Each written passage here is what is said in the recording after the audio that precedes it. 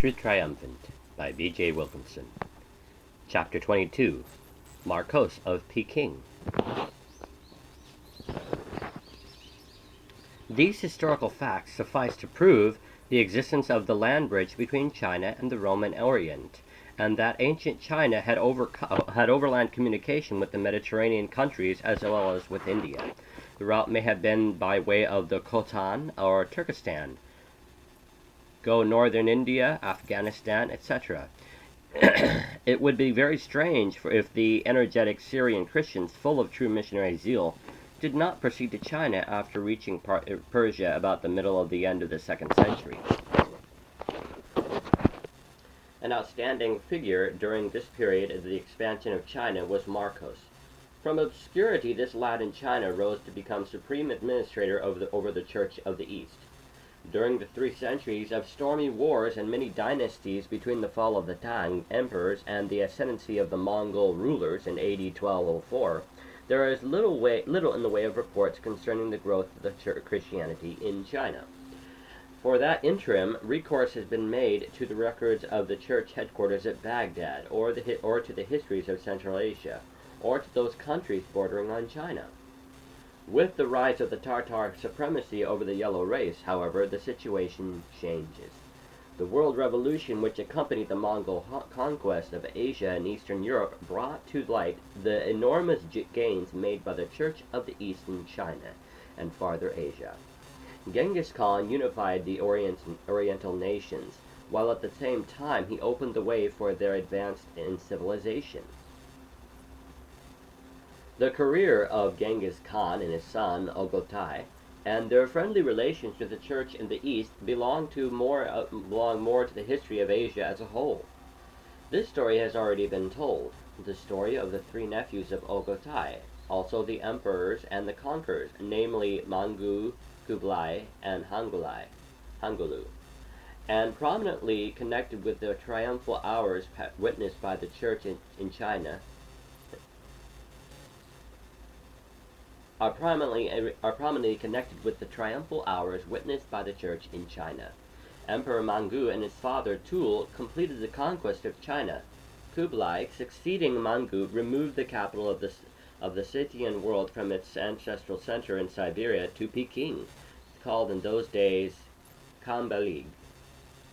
When Kublai mounted the throne of the Mongolian world, he appointed his brother Hulagu to be independent emperor or viceroy over the territories bordering on Europe, with his palace in Persia. King Frederick of Saxony gave no stronger support to Luther than these 3 sons of the victorious general Tul gave to the Assyrian Catholicos of Baghdad and his far-flung churches in India, Asia, and China. In the writings of an author who lived contemporaneously with Mangu, the Christian convictions of that emperor are clearly set forth in the following words: a follower and a defender of the religion of Jesus. Mangu treated the Christians, Muslims, and Buddhists with kindness, but he was especially anxious to attract the communities of the Church of the East to his country, because he found their medical learning and great business ability to be beneficial to his subjects. The kings of Germany, France, and England, as well as the Pope, feared a return of the conquering armies of the Mongolian rulers. They relied upon the influence of the Assyrian Christians exercised in Asiatic realms to give weight to their negotiations. Many embassies went back and forth between England and France, Germany and the Pope, and the courts of Mangu, Kublai, and Hugulay. These Western powers hoped to wrest Palestine and Jerusalem from the subjection of the hated Mohammedans through the assistance of Emperor Kublai Khan of Peking and his brother Hugulay, viceroy of Persia. In these negotiations, the 2 young pastors who traveled from Peking to Baghdad were counted of great use because of their standing with the Kublai Khan, their knowledge of the Mongolian and Chinese tongues, and their acquaintance with the people and customs of their mother country. At this point, it will be fitting to recount the story of the 2 young pastors who, in 1284, made their famous journey from Peking to Persia on their way to Jerusalem. It was astonishing how many large communities belonged to the Church of the East, that welcomed them in different cities along their journey from across the mountains, deserts, and plains. It can be noted with interest that, in addition to the fact that both the youth belonged to the Uyghur nations, which were subjects of the Mongolian Empire of Kublai Khan, under whose protection, if not by whose command, they set out from China to go and worship at Jerusalem. When these two young pastors, Marcos and Salma, arrived in Persia, they were welcomed not only by the head of the Assyrian Church and all the leading clergy of that realm, but also by the viceroyal court of Hulegu. Naturally, that court, though living in Persia, spoke Mongolian as well as the Chinese language. They were delighted with these two protectorates of the Emperor Kublai Khan because they could speak Mongolian, Chinese, and Persian. Early history of two young clergymen. The manuscript containing the account of the joint travels of Salma and Marcos was originally written by the latter in Persian, but the Syriac abridgments in which the language the story is accessible were made by an unknown author. Scholars are indebted to the priest Paul Bejan of the Roman Catholic Church for the representation of Syriac text. Consequently, the rendition of the original into English, wherein the general terms are used, can be given a religious slant, and may be colored by the point of view of those through whose hands the story passed. This should be kept in mind while meeting such terms as monk or bishop. The early history of these two young men in China throws light upon the growth and standing obtained by the Church of the East. Salma, who was later called Rabban Salma, title Rabban carrying the idea of supervisor, was the son of a well-to-do Assyrian Christian who held an important office in the church at Peking. The boy was carefully educated and well instructed in the history of his church. When he was of age, he was betrothed to a maiden, and his father secured for him the position of keeper of the central church building in Peking. At the age of 20, however, he refused to marry because he desired to give himself to religious studies. He retired from his parental city to give a private domicile of his own about a day's journey from west of the capital. This brought about his ordination to the ministry by Mar George, Metropolitan of Peking. His fame soon spread abroad, and the people came from afar to listen to his sermons. About this time, there was another young man who lived many days' journey away. He was also an Assyrian Christian, whose father had held the office of archdeacon in his home city. The name of this young man was Marcos. Renouncing the world and consecrating himself to the advancement of the gospel in those rough and troublesome times, Marcos joined himself to Salma, whose fame had previously reached him. Salma endeavored to persuade him to return to his parents, but failing in this, Marcos ordained to the ministry by Mar Nestorius, who was then the Metropolitan of Peking. These two, in deciding to go to Jerusalem, resisted the entreaties of parents and friends to remain in their native country. They sold all their possessions and set out to join a caravan that plied its commerce between China and the lands to the west. Undoubtedly, the Metropolitan of the northern China, whose seat was at Peking, gave them letters of introduction to the brethren whom they would meet on their journey. When they reached Kashang, the home of Marcos, they were welcomed with open arms. The Tartar princes of that place heard of their arrival. Failing their endeavors to have the two missionaries settle down in Marcos' native country, they bestowed upon them horses, rugs, clothing, money, and abundant supply of provisions for their long journey. The first place they reached in their western journey was Tunhang, famous as the gateway between China proper and Turkestan. This locality is well known for its caves of the 1,000 Buddhas.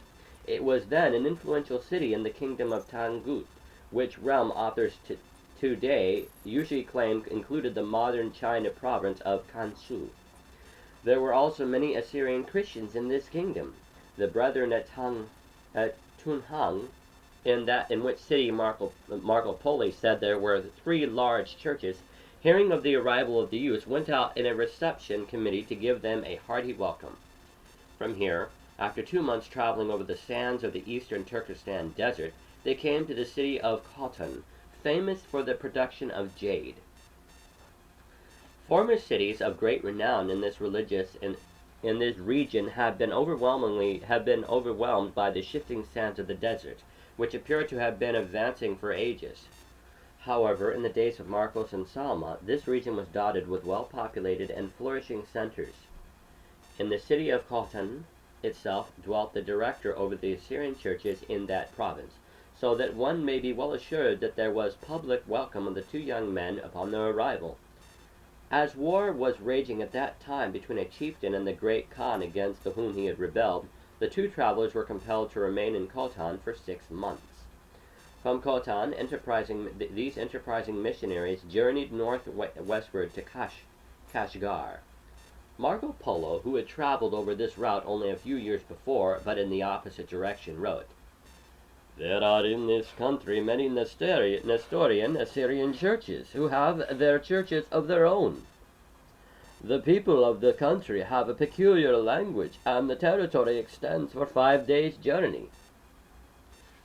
The town was an important center of trade and formed the terminus of many caravan routes from the east to the west. The country round about was very fertile, and the merchant and farmer classes were well-to-do. From Kashgar, the adventuresome theological students passed over the high mountains of the Pamirs as they entered into Khurasan, the powerful northeastern province of Persia, where they arrived after the greatest difficulties and in a state of mental and physical exhaustion. But they comforted themselves at this time because God had delivered them from every affliction, and had allowed no calamities to befall them by highway robbers or thieves.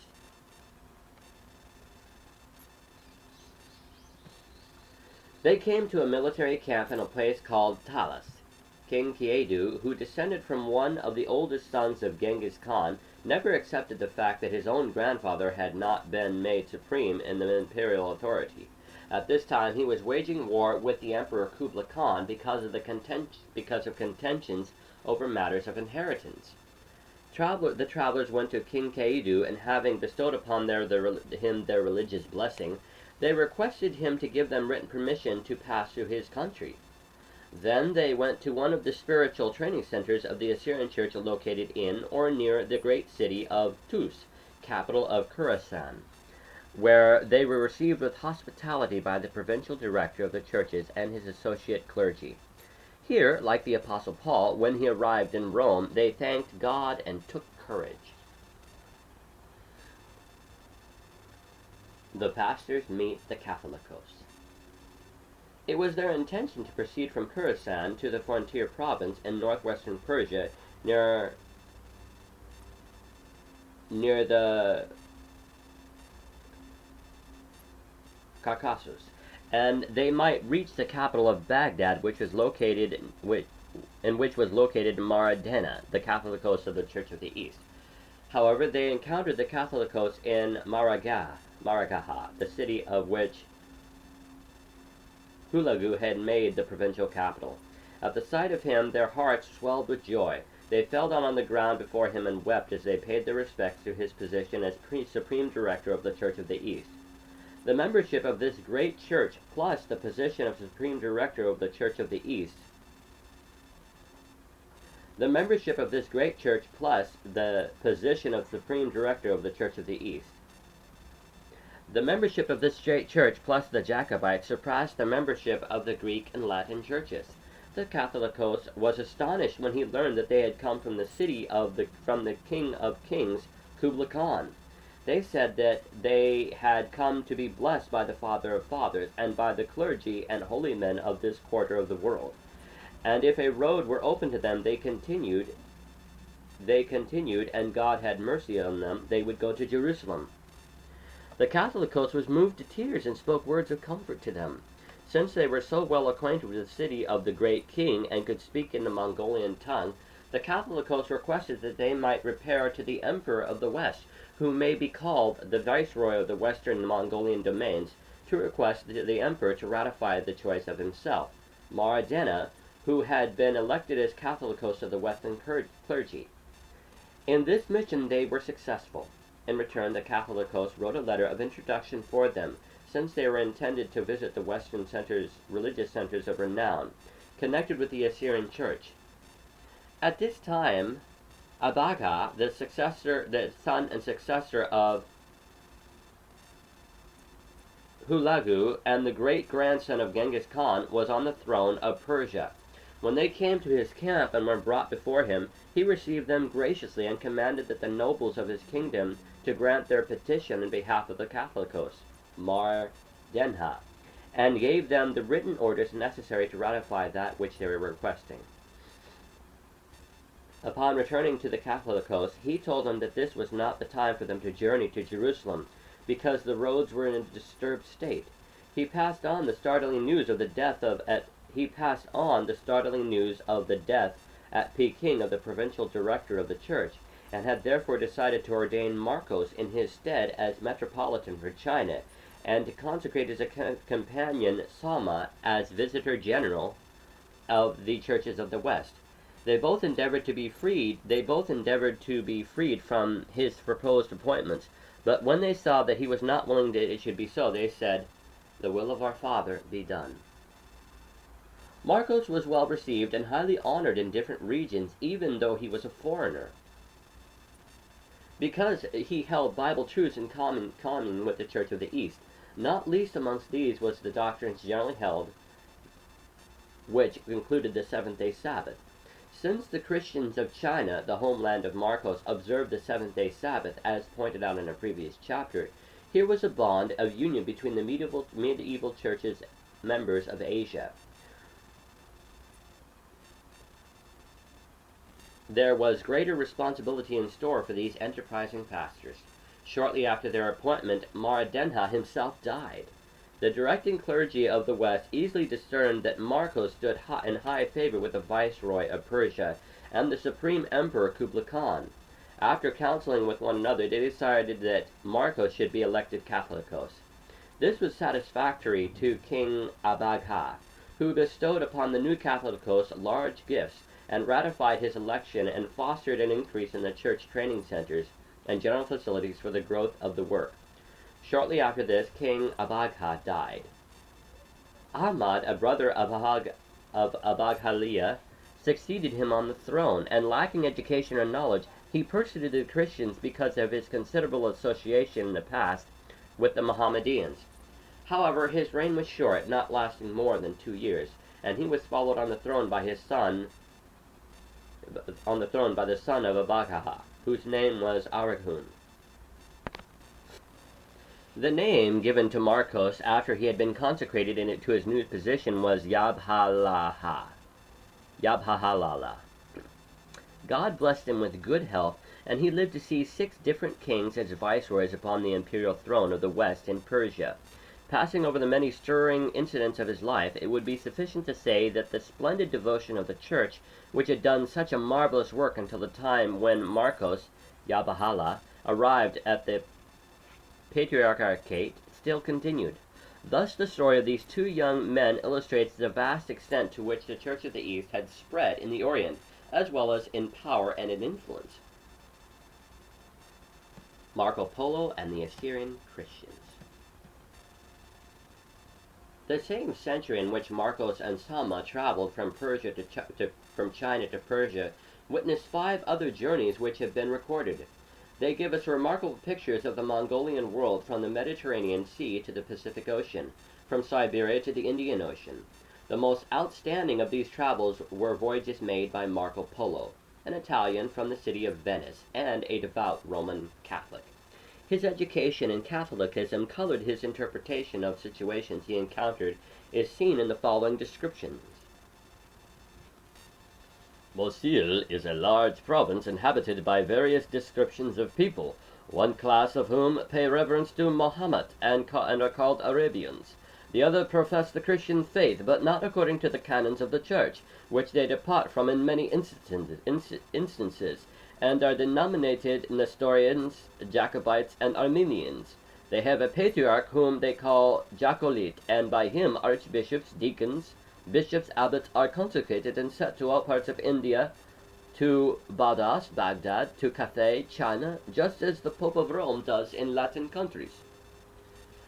When John of Plano Carpini and William Rubric set out to interview the Tartar emperors, the capital was still at the Karakorum in Siberia amid the nomadic tribes of the Asiatic plains.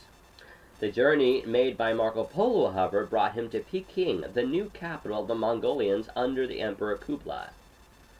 The following descriptions of Peking at the time of Marco Polo's arrival have been given by Manuel Komroff.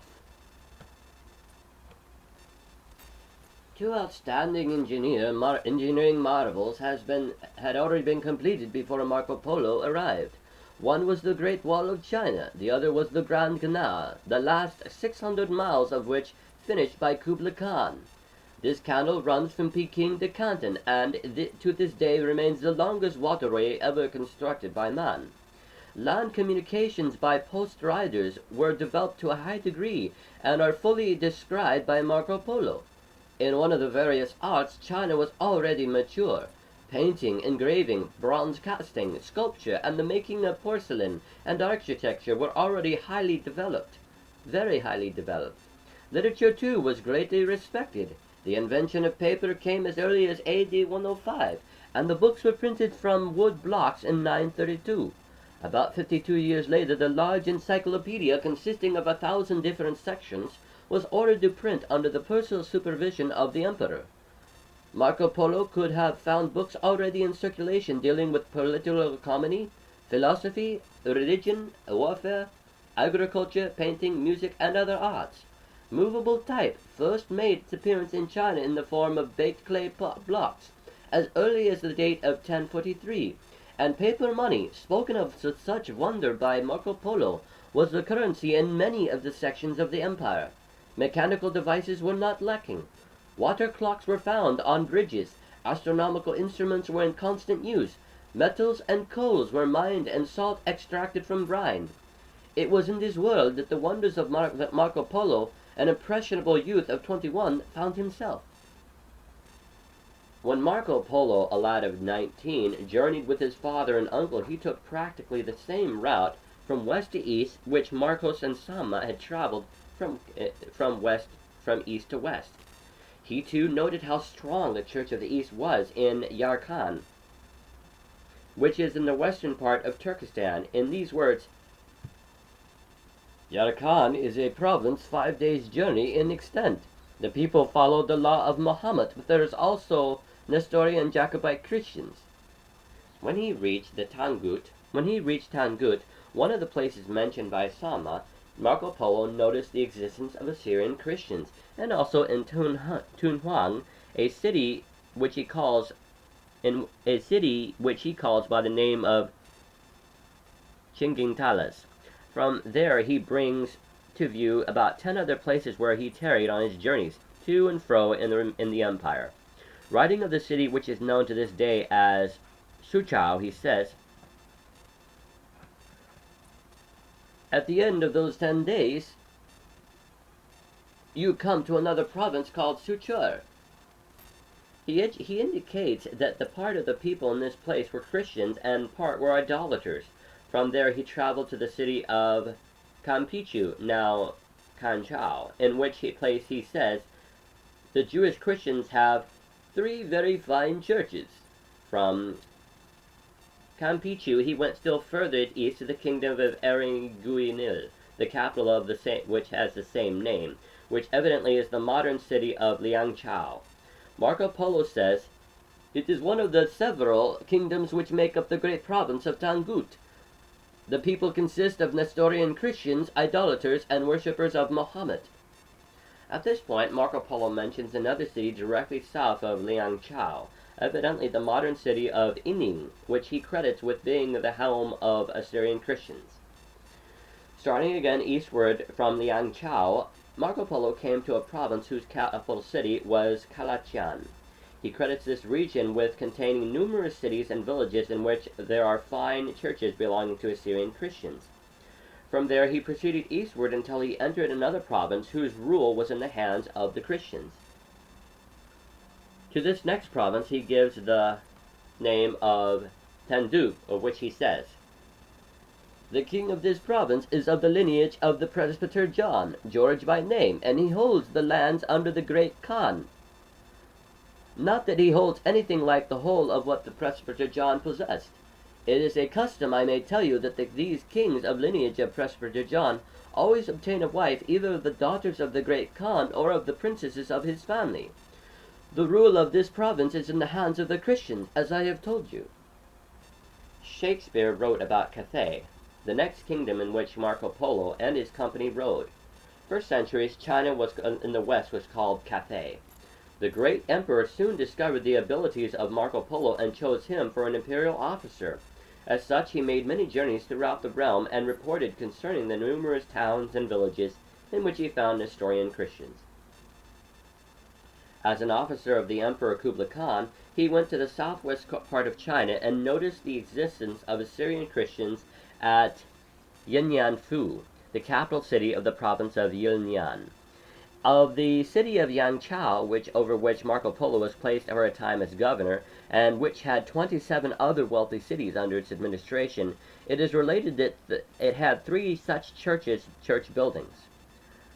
Thus, there are famous witnesses who saw with their own eyes the flourishing churches in the Empire of China from 600 to 300. These churches are not there now. What has happened since then? Another revolution embracing Asia and Europe has swept in and overthrew the Mongols and made the Turks dominant. Rise of Tamerlane.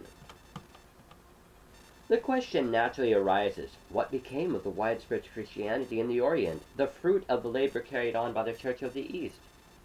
This leads now to new scenes involving Tamerlane, the Jesuits, and ever-changing desert sands. Tamerlane, AD 1333 to 405, was another world conqueror. Many famous men of military genius look like pygmies compared to Genghis Khan and Tamerlane. With the exception of southern India, Genghis conquered all of Asia and most of Eastern Europe. It has been thought that had it not been for the Christians' influence exercised by the Church of the East on the successors of Genghis Khan to spare certain Christian nations, all of them today might be speaking the Mongolian tongue. Tamerlane won dominion over all the lands subjected by Genghis, with the exception of China. Genghis was a Mongolian, displaying throughout his empire a religious liberty wonderful for his day. Tamerlane was a Turk, a fanatical Mohammedan who slew Christians by the hundreds of thousands, if not by the millions, and destroyed Christian churches and training centers. His violence is one of the reasons for the ruin of the Assyrian Christianity in Far Asia. The other reason was the coming of the Jesuits, supported by the guns of Spain and Portugal, of which more shall be written later. Tamerlane had been unrivaled in world history for ferocity and cruelty. Wherever he passed, provinces became deserts, and inhabitants were either slaughtered or enslaved. He came to power about the time the Mongol Empire had been weakened by being parceled out among the grandsons of Genghis Khan. His possible abilities he possessed abilities of the highest order as a general. In 30 years of constant warfare, he subdued the Central Asian and Persia. At Isfahan alone, 70,000 heads were made into a pyramid. He marched into Asia Minor and Georgia, then a very powerful country, and struck a terrifying blow at Russia. He sent his armies into Siberia, subduing northward as far as the Irtysh River and eastward towards the boundary of China. His conquest of northern Italy was a notable campaign. Tamerlane was more than 60 years of age when he forced a passage of the Indus River, marching forward to destroy the houses and massacre the inhabitants. The Tartar army had taken 100,000 prisoners before they reached Delhi. An order was issued for their slaughter, and the terrible vengeance was denounced against any person who should attempt to evade the bloody mandate. It is believed that not one condemned person escaped. Tamerlane's victory over the Ottoman Turks after his return from India were rendered more notable by the capture of Baghdad, Aleppo, and Damascus, and also by the seizing of the Sultan. Tamerlane was attacked by a fever in the midst of a gigantic claim for the exportation of China. The onsweep of the savage Tamerlane was the last storm to uproot the stable foundation of the Asiatic civilization. All chance was now removed for that Central or Far Asia would ever become a great contributing factor to the upbuilding of a better world. The days of prosperity and energy gave way to ignorance and poverty. As a missionary objective, those lands presented a hard and difficult problem for the success of the high standards of Christianity that it sought to implant. The Savior taught his disciples that when they were persecuted in one city, they should flee to another. From the days of Tamerlane and on, one must seek in other lands for the growth of a dominant and fruitful Christianity. For 15 centuries, the Church in the East had done a glorious work in the countries eastward from the Mediterranean. It remained now for a continent newly discovered by Columbus to take up the Christian leadership at a time when the Church of the East was laying it down. America would rise in power to give the gospel of Jesus Christ. The Sahara would be as alluring a prospect for missionary endeavor as would be Siberia, Turkestan, or northern China, when inundated by swirling clouds of sand. The laborious years spent in erecting cities came to naught before the encroaching storm. Man, with all his weapons of defense, was unable to stand before the avalanches of the desert. A glance at modern atlas of China prepared by Hermann will reveal a map locating ruined towns near Turfan in eastern Turkestan. Between Khotan and China, the moving sands of the desert have covered uncounted cities in eastern Turkestan, which anciently were seats of flourishing commerce and prospering communities. W. H. Johnson is an authority for the statement that on one occasion 360 cities were buried in 24 hours. The researches of Sir Ariel Stein amid the ruined cities of Cathay and the interesting books of Sven Hedin on the ancient remains of Lopnor give other interesting facts concerning the burial of a once flourishing and populous centers in further Asia. Sven Hedin shows that amid the ruins of Laulan in northwestern Turkestan, one can find finds unearthed such as strips of paper with writing, tables of wood, coins, cups, and bowls, and other data point to a period between the middle of the 3rd century and the beginning of the 4th. One document speaks of military expedition, another of a government visit to which the city welcomed 40 officials from the array of the frontier. There were also indications of numerous farms.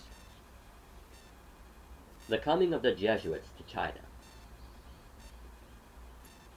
There was another factor more powerful than Tamerlane, more powerful than the sifting sands of the desert, which contributed to the weakening of the Assyrian churches in China, and to its disappearance from leadership. This factor was the Jesuit organization. With the arrival of the Jesuits in China, the battle for the faith was transferred to new soil. The devastating effects of the church on the church in the wilderness by the newly arrived Jesuits in India, bringing with them Portuguese Inquisition, had been previously pointed out. The downfall of the Nestorian Church in India, writes Willarn W. Hunter, was due, however, neither to such reversion to paganism, nor to any persecutions of native princes, but to the pressure of the Portuguese Inquisition and the proselytizing energy of Rome. The same results were also produced in China and Japan by the Jesuits. The famous pioneer of the order, Francis Xavier, who introduced the Inquisition into India, sailed for Japan in 1549. He built his first church in 1552 at Yamaguchi. How much he assimilated Buddhist philosophy and paganism into his papal preaching may be seen in the following quotation. He utilized also altar vessels, lights, incense, and some of the images found in their temples, differing as they do so little from those of the Catholic Church. His stay in China, however, was short. His successors for a time experienced much opposition from the mandarins. It was not until January 1601 that Mate Ricci, a Jesuit preacher from Portugal, succeeded in obtaining a foothold in Peking, principally through his skill in mathematics, the building of war engines, and astronomy.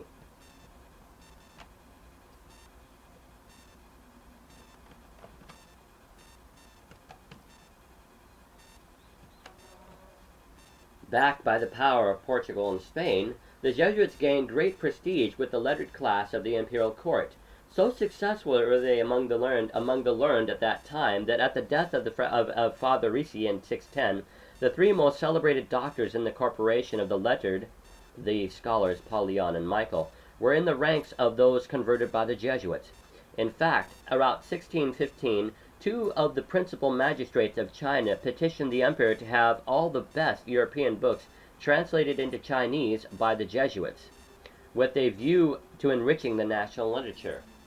About this time there was great strife among the Jesuits themselves, not only in China but also in Europe, over the matter in which Father Ricci was adopting heathen customs, baptizing converts who still held them, and so claiming that Christ and the Roman Catholic Church were not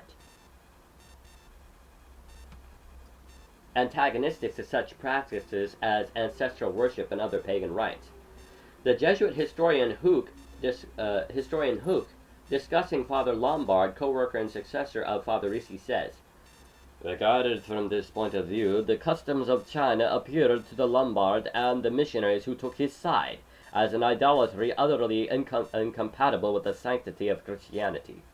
Criminal acts, the impiety of which must be shown to the Chinese, of whom, by the grace of God, the light of the gospel has shone, and which must be absolutely forbidden to all Christians, whatsoever there be their condition." It will be thus understood how much the Jesuits in China differed from the Church of the East. It will also be seen that they, by offering beliefs and practices which endorsed rather than opposed heathen idolatry, had acquired power sufficient to wreck New Testament Christianity there as they did in India. Moreover, their acceptance of household gods and prayers for the dead, which would lead them to utilize the opportunity offered by the unearthing of the famous Chinese stone monument. They would be impelled to corrupt Chinese characters on this famous stone discovered in the former capital of the Chinese emperor, some 25 years before after their initial success. To distort the ancient inscription to teach papal doctrine would offer a decorative screen behind which they could work their machinery of propaganda. The corrupted Chinese inscription. The celebrated Chinese stone monument, as was related in a previous chapter, was dug out of the earth in 1625 at Chatian, and its immense importance was immediately recognized. This precious find was at once seized upon by learned Chinese officials and the Jesuits for their own protection. The first step was to chisel out a duplicate stone in order to get rid of the original. In order to do this, the Jesuits were necessary to the mandarins, and those officials were necessary to the Jesuits. Both needed to protect themselves from damaging the testimony of this revolutionary historical find. At the same time, the unearthing of the original had occasioned too much widespread excitement to permit it being destroyed without a substitute. Dr. Charles W. Wall maintains that the Syriac inscription upon the stone is genuine. He lays down the following 3 lines of arguments to prove that the Chinese characters chiseled upon the marble are a falsification. 1. By the circumstances under which it was communicated to the public. 2. By the nature of its contents. 3. By the characters in which it was written. On the first point, the original was destroyed by the Chinese government. It can be said that this fact is well authenticated. It is claimed that an exact copy was made. Diathanes Kircher, a Jesuit who was living at the time and who took the greatest interest in the matter of the memorial stone, quoted the following from Martin Martinini, an erudite Jesuit leader in the missionary work in China. Erudite Jesuit leader of the missionary work in China. "The governor was no sooner apprised of the discovery of the monument than by a curiosity natural to the Chinese, he betook himself to the place, and as soon as he examined the tokens of its venerable antiquity, he first composed a book in honor of the monument, and ordered that a book of the same size be made, on which he had engraved the contents of the other, and had inscribed point by point the same characters of the letters which had been impressed on the original." Dr. Wall quotes from 2 other Jesuit priests, Boehm and Samadus, also leaders in the same mission field, to prove that the Chinese inscription was wrought upon in was wrought upon a second stone of the same dimension as the first, in the wording in which the inscription the Jesuit pundits gave their assistants, as they were at hand immediately after the stone was disinterred. What was the motives of both the learned Chinese and the Jesuits in giving to the public a substitute Chinese inscription? The sign language of China had so greatly altered in the centuries during which the stone lay buried that the inscription of the marble was indecipherable. However, the Mandarins claimed that the strokes and curves of their language, as well as the meaning of each sign, had not changed in 2,000 years. For this reason, scholars of the Celestial Empire destroy or efface, whenever possible and as soon as they can, any ancient inscription upon which they lay their hands. But since the Chang'an monument has been found near a large and populous city, and had been made a great stir, it was necessary to bring back to the public a duplicate in all the respects as nearly as like as the original as possible, while destroying the telltale indecipherable Chinese inscription. What was the motive of the Jesuits in being accomplices in this imposition? Why was it necessary for the Mandarins to depend upon their help?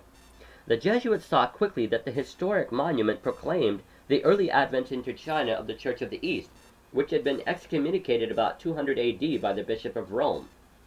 Here was a chance to write the doctrines of the Church of Rome upon this part of the stone, taking care that the other facts did not clash with the part of the marble chiseled in Syriac. As the lettered class were totally ignorant of the church history of the Christian doctrines, they were obliged to have a recourse to the Jesuits to fabricate a story which would not suffer exposure by conflicting with what was written on the Syriac part of the stone. Taking up the second point, one can see that the nature of the document presented in the Chinese part of the inscription also proves a Jesuit fraud. These references in the present Chinese text relating to the use of images in the Christian worship and prayers to the dead were declarations of doctrines which had never been taught by the Church of the East. Yet the Jesuits were compelled to recognize from the Syriac part of the inscription, which they could not alter, that the monument was erected to the glory of that great missionary body. As the Chinese characters with their interpretations can be found in any standard work on the subject, the fraudulent passages will not be quoted here. Furthermore, the Chinese characters on the same stone do not stress an evangelical program. There is no reference to the miracles of Christ, nothing regarding his death, resurrection, and ascension. There is, moreover, fulsome praise given to the Chinese emperors and their endorsement of the practices of hanging the portraits on the walls of the churches. Other teachings differing widely from those of the Church of the East, which were rejected by that body, appear in the Chinese part of the inscription. As to the third point, Wall produces a masterly argument to claim that the genuineness for the Syriac writing on the stone, and hence the original find itself, and to prove that the Chinese inscription was a counterfeit. In his book, by presenting plates which compare to the characters of both language on the monument and those used at different areas throughout the centuries, he convinces the reader of the genuineness of the Syriac and the falsity of the Chinese. A full presentation of the inscription in Syriac on the monument would show that it gives definitely the year in which the stone was erected. Secondly, it states clearly and correctly the name of the head of the church over the East in China. It gives also clearly and correctly the name of the Father of Fathers, the supreme head of the Church of the East throughout the world, allowing no doubt but that the monument was a memorial to that church and to its triumph in China. The Syriac also states definitely that on this stone was the doctrine of him who was our Redeemer and the teaching that was preached by their forefathers to the kings of China. Philology has shown clearly how the meaning of Chinese characters changed from century to century. Their sign characters, usually employed in writing, do not convey a word. They express an idea or a picture. The official reason given for destroying the original stone and substituting one newly carved was that the Chinese characters were badly damaged upon unearthing the monument. It was therefore to be concluded that the literary class of the Chang'e wished to reproduce more beautiful and acceptable Chinese characters. The reason why the authenticity of the Syriac characters is acceptable is readily apparent. In the first place, neither the Chinese nor the Jesuits of the 17th century in China were acquainted with the Syriac language of the 7th century. When, however, the Syriac characters on the stone were submitted to Syriac scholars, they tallied well with the records of the church headquarters. They tallied also with the history written about China, about the Church of the East, whether by church members or by disinterested historians. From the statements chiseled centuries ago by this in the Syriac language upon this remarkable table, the story of the outstanding work accomplished by the Church of the East in China is confirmed. An unnumbered throng who have been converted to Christ in China through the efforts of the Church of the Wilderness will stand victorious on the sea of glass in the redeemed from the earth.